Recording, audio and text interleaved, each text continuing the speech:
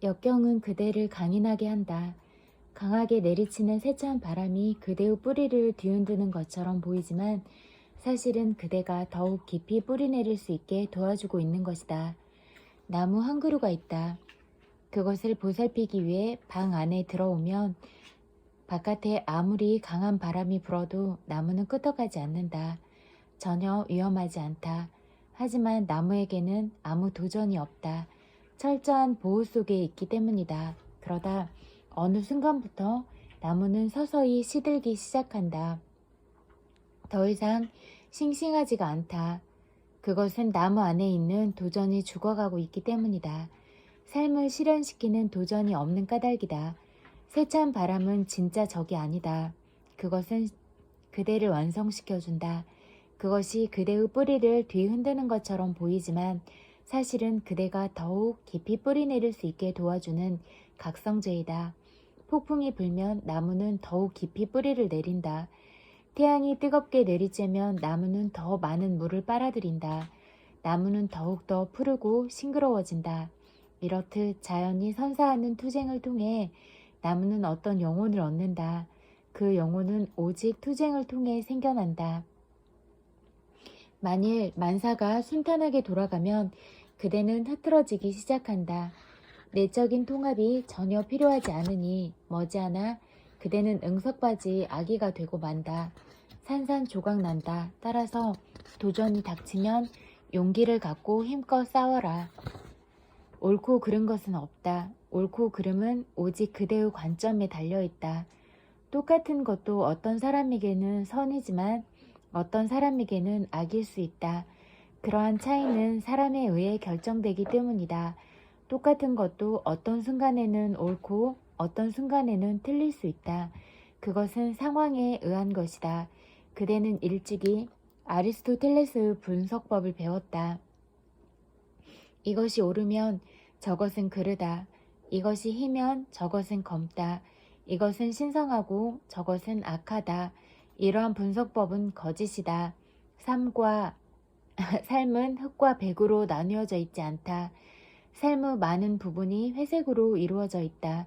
면밀히 살펴보면 회색이 가장 연한 곳이 흰색이고 회색이 가장 진한 곳이 검은색이다. 결국 그것들은 회색이 확장된 색이다. 실제는 회색으로 되어 있다. 그럴 수밖에 없는 것이 어디까지가 회색이고 어디까지가 회색이 아닌지 명확히 구분되지 않기 때문이다. 따라서 아리스토텔레스의 분석법은 참으로 어리석은 논리가 아닐 수 없다. 그런데도 그런 분석법이 우리 마음에 깊이 새겨져 있다. 옳고 그른 것은 끊임없이 변화한다. 만일 누군가가 절대적으로 옳은 것만 하고자 한다면 그는 혼란에 빠질 것이다. 할 수 있는 것이 하나도 없을 테니 말이다. 절대적으로 옳은 것만 고집하면 아무런 행동도 할 수가 없다. 우리 인간은 어쩔 수 없이 이 상대적인 세상에서 상대적인 행동을 할 수밖에 없다. 그 어떤 것도 확실하게 결정 내릴 수가 없다. 단지 주시하고 지켜보는 가운데 그대가 옳다고 생각되는 것만 하는 수밖에 없다. 삶을 미풍처럼 받아들여라. 미풍은 올 때와 마찬가지로 살며시 가버린다. 미풍은 속삭이듯 다가온다. 너무나 조용히 오는 바람에 우리는 그 소리를 들을 수가 없다. 어느 순간 와 있을 뿐이다. 이것이 바로 신이 오는 방식이다. 진리와 사랑이 다가오는 방식이다.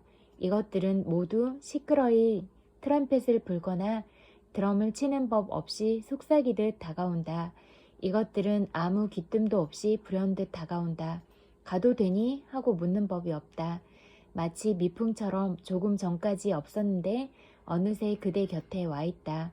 그리고 미풍은 올 때와 마찬가지로 살며시 가버린다. 붙잡을 수도 매달릴 수도 없다. 따라서 미풍이 있는 동안은 즐기다가 미풍이 가려고 할 때는 보내라. 와준 것을 감사히 여겨라. 붙잡으려고 떼쓰지 말라. 가야 할 때가 되었으니 가는 것이다. 어떻게 해도 막을 수 없다. 하지만 우리 모두는 매달린다. 사랑이 다가올 때는 행복에 겨워하다가도 사랑이 가려 하면 큰 상처를 입는다. 그것은 우리가 매우 무의식적이고 감사할 줄 모르고 배은망덕한 탓이다. 사랑은 그렇게 왔다가 그렇게 간다는 것을 명심하라. 사랑은 저 멀리 신비로운 곳에서 날아든 선물이었고 이제 다시 그 신비로운 곳으로 가려는 것이다. 삶을 미풍처럼 받아들이면 매달림도 집착도 없다. 가만히 맞아들이고 즐겨라. 일어나는 대로 받아들여라. 일어나는 것은 무엇이든 좋다. 균형 있게 일하라. 가장 균형 있는 삶은 세상 속에서 일하되 그 일 속에 빠지지 않는 것이다. 일하고 난 다음에는 일에 대해 완전히 잊어버려라. 그대가 하는 일이 삶 전체가 되어서는 안 된다. 그것은 삶의 일부가 되어야 한다. 흔히 의사들은 24시간 하루 종일 의사가 되어버린다. 그는 일에 대해서만 생각하고 일에 대해서만 말한다. 심지어 그는 먹을 때도 의사이며 사랑할 때도 의사이다. 이것이야말로 광기이다. 그는 일에 미친 사람이다. 그리고 사람들은 그런 광기를 버리기 위해서 현실로 달아난다. 이제 그들은 24시간 구도자가 되어 또다시 매달리고 집착하는 같은 실수를 저지른다. 내가 기울이는 모든 노력은 그대가 세상 안에 있으면서 구도자가 될 수 있도록 도와주고자 하는 데 있다. 물론 그런 삶은 더 많은 도전과 상황에 직면하기 때문에 힘들다. 차라리 24시간 의사로 혹은 24시간 구도자로 있는 편이 훨씬 더 쉽다. 두 가지를 다 하기란 힘들다. 상반된 상황에 처할 수 있기 때문이다. 하지만 인간은 이런 모순적인 상황 속에서 성장한다. 혼란과 모순이 충돌하는 가운데 그대는 통합된 인간으로 탄생한다. 나의 제안은 5시간만 그대의 일에 투자하라는 것이다. 나머지 시간은 다른 일, 잠을 자고 음악을 듣고 시를 쓰고 명상을 하고 사랑을 하고 산책을 하는 등에 사용되어야 한다. 할 일이 얼마나 많은가. 지나치게 약삭빠른 사람은 사소한 일에 시간을 낭비하지 못한다. 매사 너무 심각하고 진지하여 삶을 놓쳐버린다. 늘 긍정적으로 생각하라. 항상 긍정적으로 생각하라. 사고를 당했음에도 불구하고 그대가 아직 무사하다면 그대는 사고를 이겨낸 것이다. 사고에 대해 지나치게 연연해하지 말라. 그보다는 그대가 살아있다는 현실에 주목하라. 그대는 사고를 이겨냈고 그렇게 살아있지 않은가? 항상 밝은 면만 생각하라. 사고를 당하긴 했으나 그럼에도 무사하다면 그대는 사고를 초월한 것이다. 그대의 용기가 사고보다 더 강했다는 것을 입증한 셈이다. 하지만 그런 일이 반복해서 일어날 때 두려움이 생겨나는 것은 당연하다. 우물에 자꾸 빠지게 되면 죽음에 대한 공포가 마음속에서 꿈틀거린다. 하지만 죽음은 그대가 우물에 빠지든 빠지지 않든 상관없이 오기 마련이다. 죽음이 일어나는 곳의 99%는 우물이 아닌 침대다. 이처럼 죽음은 그 방식과는 아무 관련이 없다. 죽음은 어떻게든 찾아온다. 만일 침대와 우물을 선택해야 한다면 나는 우물을 선택하고 싶다. 우물 속에서 죽는 것이 훨씬 더 멋들어져 보이지 않은가? 죽음만큼 명백한 것은 없으니 두려워 말라. 죽음에 대해 두려워할 필요 없다. 죽음은 반드시 오기 마련이다. 삶에서 유일하게 확실한 것이 죽음이다. 그런데 이처럼 필연적인 것에 대해 왜 걱정하는가? 죽음은 필연이다. 인간이라면 모두 죽는다. 아무리 과학과 의료가 발달해도 인간의 죽음에 관해서는 어쩌지 못한다. 모든 사람들이 죽음을 맞이하고 있고 수천 년 전에도 그러했다. 태어나면 죽기 마련이다. 예외란 없다. 그렇기 때문에 우리는 죽음에 대해 완전히 잊을 수가 있다. 죽음은 그때가 언제이든 반드시 다가올 테니 말이다.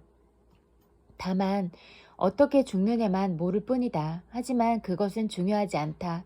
일단 죽음이 피할 수 없는 명백한 것임을 이해한다면 이제 남은 것은 어디서 어떻게 죽느냐 하는 한 가지 절차뿐이다. 모두가 죽는다는 것만이 어떻든 진정한 현실이다. 머지않아 그대는 이 불변의 진리를 받아들이게 될 것이다. 하여 죽음을 받아들여라. 아무도 죽음에서 달아나거나 그것을 막을 수 없다. 그러니 죽음에 대해 편안해져라. 살아 숨쉬는 동안만큼 철저히 삶을 즐겨라. 그리고 죽음이 찾아오면 그것 또한 온전히 즐겨라. 그대 가슴으로 살아라. 단순해지는 것은 머리에서 가슴으로 이동한다는 의미이다. 마음은 매우 교활하고 전혀 단순하지 않다. 가슴은 결코 교활하지 않고 언제나 단순하다. 단순해지는 것은 머리에서 가슴으로 이동한다는 의미이다. 우리는 머리로 산다. 우리의 삶이 점점 더 혼란스럽고 복잡해지는 것도 이런 이유에서이다. 그리고 우리가 영리해지고자 노력할수록 우리는 점점 더 혼란에 빠진다.